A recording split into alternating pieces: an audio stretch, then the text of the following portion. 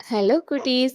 இன்னைக்கு நம்ம மாய மாம்பழத்தோட கதையை கேட்க போறோம். வாங்க கேட்கலாம். ஒரு மலை அடிவாரத்துல ஒரு மாமரம் இருந்துச்சாம். அது உச்சியில ஒரு பழுத்த மாம்பழம் இருந்துச்சாம்.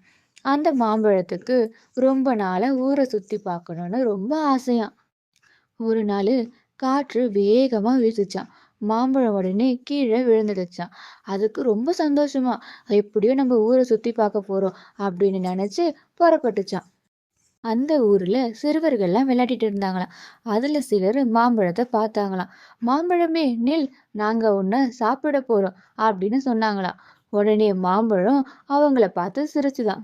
மாய மாம்பழம் நான் தானே, மலையில் இருந்து வந்தேனே, என்னை பிடிக்க முடியாதே, எட்டி நீங்கள் செல்வீரே பாடிக்கிட்டு மாம்பழம் வேகமா ஓடுச்சான்.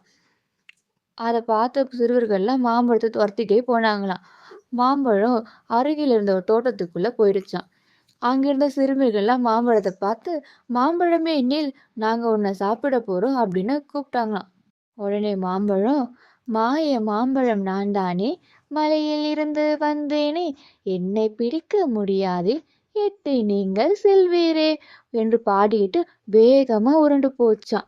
சிறுவரும் சிறுமியரும் அதை துரத்திக்கிட்டே இருந்தாங்களாம். யாராலையும் அந்த மாம்பழத்தை பிடிக்கவே முடியலையாம்.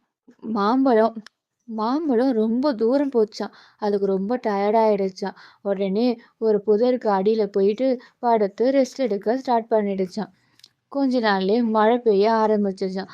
மாம்பழத்தை மண் ஃபுல்லா மூடி சூரிய ஒளி அது மேல பட்டு கொஞ்ச நாள்லயே அந்த மாம்பழத்துல இருந்து சின்னதா ஒரு செடி முளைக்க ஆரம்பிச்சுதான்.